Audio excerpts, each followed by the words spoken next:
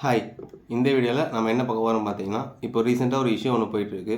என்னென்னா, ஹிடன்பர்க் வந்து அதானி மேலேயும் செபியோடைய ஹெட் மேலேயும் கம்ப்ளைண்ட் பண்ணியிருக்காங்க. என்னென்னா, அவங்க 2 பேரும் மணி லாண்டரிங் பண்ணதாக சொல்லி கம்ப்ளைண்ட் பண்ணியிருக்காங்க. அந்த இஷ்யூ என்னன்றதை இந்த வீடியோவில் நம்ம டீட்டெயில்ஸாக பார்க்கலாம். ஃபஸ்ட்டு ஹிடன்பர்க் யாருன்னு பார்த்தீங்கன்னா, ஒரு ஷார்ட் செல்லிங் கம்பெனி. அவங்க பேசிக்காக என்ன பண்ணுவாங்கன்னு பார்த்தீங்கன்னா, அவங்க ஒரு கம்பெனியோட ஏதாவது நெகட்டிவ் விஷயத்தை எடுத்து அதை பப்ளிஷ் பண்ணி அந்த டைம் வந்து இந்த கம்பெனியோட ஷேர் கம்மியாகும். அந்த டைமில் ஷேரை வாங்கி விற்று அதில் லாபம் பார்க்க தான் ஹிடன்பர்க். அவங்க வந்து 2023 ஒரு ரிப்போர்ட் வெளியிட்டிருந்தாங்க. அது அதானிக்கு ஆப்போசிட்டாக, அதாவது அதானி எப்படி வேர்ல்டு 3rd லார்ஜஸ்ட் ரிச்சஸ்ட் மேனாக ஆனார் அப்படின்றத ஒரு ரிப்போர்ட்டை வெளியிட்டிருந்தாங்க.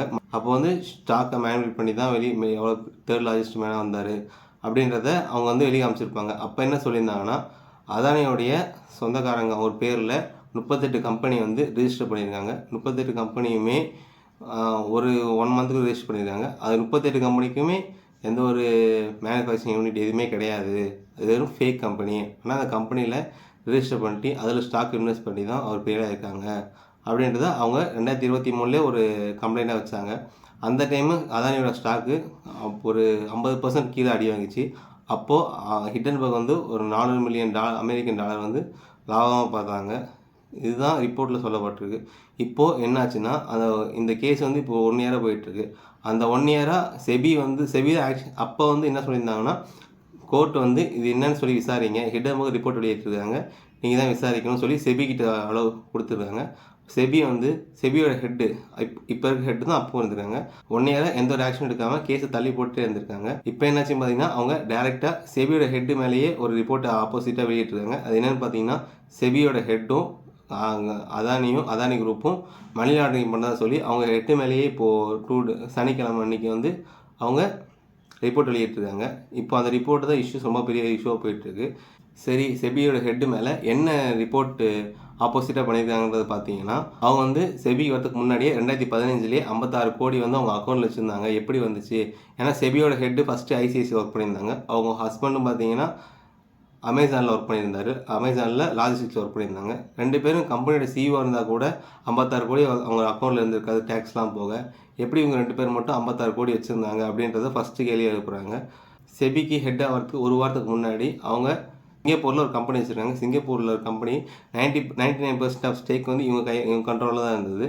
அந்த கண்ட்ரோலை 1 வீக் முன்னாடி அவங்க ஹஸ்பண்டோட கண்ட்ரோலுக்காக மாற்ற சொல்லிட்டாங்க. நீங்கள் எப்படி கரெக்டாக 1 வீக் முன்னாடி உங்களுக்கு எப்படி ஸ்டாக் ஏன் மாற்றினீங்க நீங்கள் அப்படி சொல்லி அது ஒரு கேள்வியாக வருது. கவர்மெண்ட் வேலையில் சாதாரண கிளர்க்கில் இருக்கிறவங்க கூட, இல்லை ஐடி கம்பெனியில் சாதாரண ஆப்ரேஷன் அசோசியேட்டில் இருக்கிறவங்க கூட ஒரு பேக்ரவுண்ட் வெரிஃபிகேஷன் பண்ணுவாங்க. ஆனால் செபியோட ஹெட்டாக இருக்காங்க, அவங்க சரியாக பண்ணாங்களா என்னன்னு தெரியல அப்படின்ற மாதிரி பேசிகிட்டு இருக்காங்க. அடுத்தது இந்த பாயிண்ட்லாம் இவங்க வச்சுட்டாங்க. அடுத்து இன்னொரு பாயிண்ட் என்னன்னு பார்த்தீங்கன்னா, இவங்க அவங்க ஒய்ஃப் வந்து செபியோட ஹெட்டாக இருக்கிறப்ப தான் அவங்க ஹஸ்பண்ட் வந்து பிளாக் ஸ்டோனில் அட்வைசராக ஜாயின் பண்ணுறாரு. அவங்க ஹிடன்பர்க் ரிப்போர்ட்டில் என்ன சொல்கிறாங்கன்னா, பிளாக் ஸ்டோனில் அவர் ரியல் எஸ்டேட் அட்வைசராக ஜாயின் பண்ணார் அப்படின்னு சொல்லி சொல்கிறாங்க. ஆனால் இவங்க என்ன சொல்கிறாங்கன்னா, பிளாக் ஸ்டோனில் அவர் லாஜிஸ்டிக்ஸ் அட்வைசராக ஜாயின் பண்ணுறாங்க அப்படின்னு சொல்லி சொல்கிறாங்க. ஏன்னு பார்த்தீங்கன்னா, லாஜிஸ்டிக்ஸ் தான் இவர் அமேசான் ஒர்க் பண்ணார், ஆனால் ரியல் எஸ்டேட்டில் தான் ஒர்க் பண்ண சொல்லி ஹிடன்பர்க் ரிப்போர்ட் வெளியிடுறாங்க. நீங்கள் வேணால் பிளாக் ஸ்டோன்கிட்டே கேட்டுக்கோங்க அப்படின்ற மாதிரி சொல்கிறாங்க. பிளாக் ஸ்டோன் யாருன்னு பார்த்தீங்கன்னா, அவங்க ஒரு அசட் மேனேஜ்மெண்ட் கம்பெனி. வேர்ல்டு லெவலில் பெரிய கம்பெனியோட ஸ்டாக்ஸ்லாம் வாங்கி வச்சுருக்கவங்க.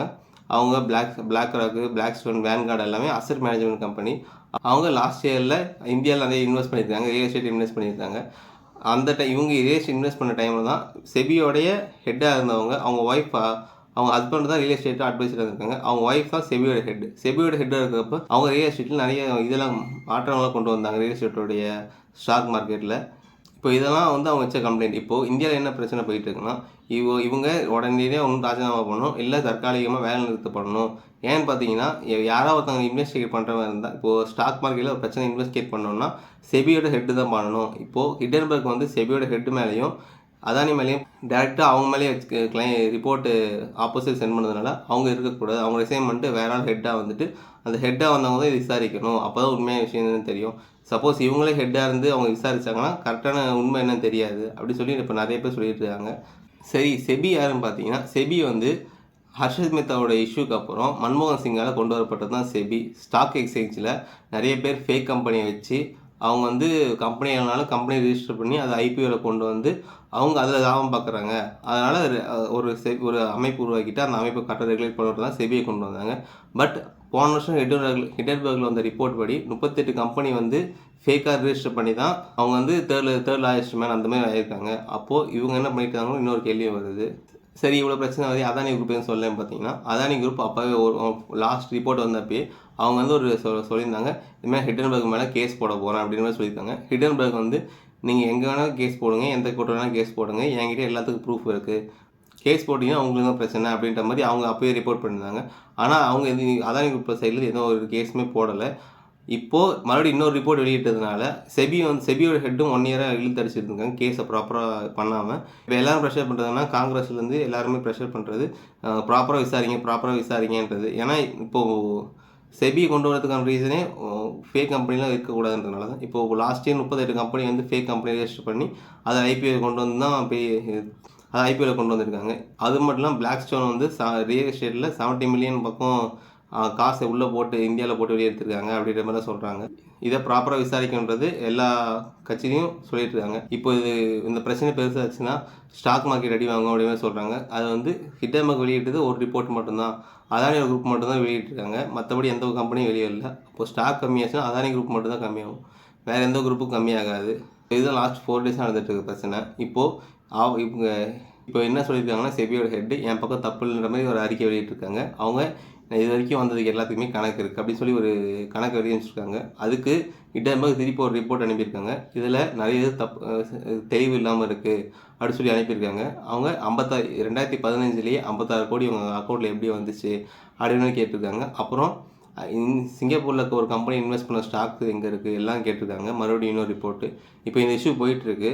இப்போது எல்லா கட்சியும் என்ன சொல்கிறாங்கன்னா, இதுக்கு நீங்கள் ப்ராப்பராக இன்வெஸ்டிகேஷன் வச்சே ஆகணும், செபியோட ஹெட்டை மாற்றி அதுக்கப்புறம் இன்வெஸ்டிகேஷன் வைக்கணும். ஏன்னா இப்போ இந்த கேஸ் இன்வெஸ்டிகேஷன் பண்ணுறது யாருன்னு பார்த்தீங்கன்னா, இந்த ஹிடன்பர்க் யாருக்கு ஆப்போசிட்டு ரிப்போர்ட் எழுதியிருக்காங்களோ அவங்கள தான் கேஸ் இன்வெஸ்டிகேட் பண்ணுவாங்க. அதனால் அவங்களே ரிப்போர்ட் பண்ண முடியாது. ஸோ நீங்கள் புதுசாக ஒரு ஆளை செபியோட ஹெட்டை அப்பாயின்மெண்ட்டு அதுக்கப்புறம் நீங்கள் விசாரிக்கணுன்றதும் போட்டிருக்காங்க. இப்போது அதானியோட ஸ்டாக் வந்து 17% கம்மியாக இருக்குது. இப்போ இந்த ரிப்போர்ட் வெளியானதுக்கப்புறம் இதுக்கப்புறம் இந்த இஷ்யூவில் எதனா அப்டேட் வந்துச்சுன்னா உங்களுக்கு அப்டேட் பண்ணுறேன். மறக்காமல் சப்ஸ்கிரைப் பண்ணிடுங்க.